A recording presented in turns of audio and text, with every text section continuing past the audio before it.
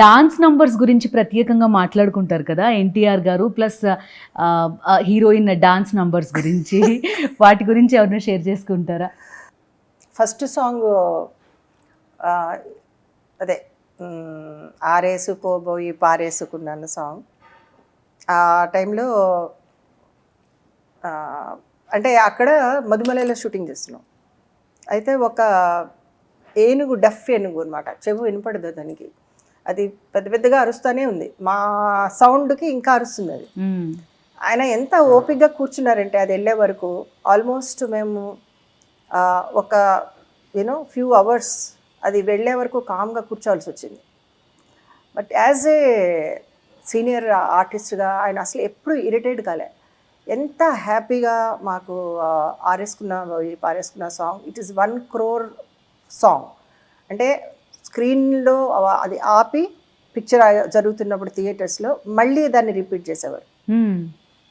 So it collected 1 crore ఆ టైంలో. So దాన్ని అలాంటి సాంగ్స్ ఎంత పాపులర్ ఇప్పుడు కూడా. నేను ఎక్కడికైనా వెళ్తే ఆ మ్యూజిక్లో కూడా వాళ్ళు ఆ పాట చేస్తూ ఉంటారు.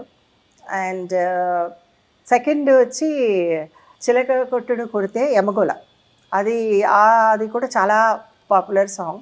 అయితే చిలక కొట్టుడు పాట ఎలాగైతే పాడారో బాలు అండ్ సుశీల గారు, అసలు నిజంగానే నా వీపీ అసలు బాగా చెదగొట్టారు అనమాట.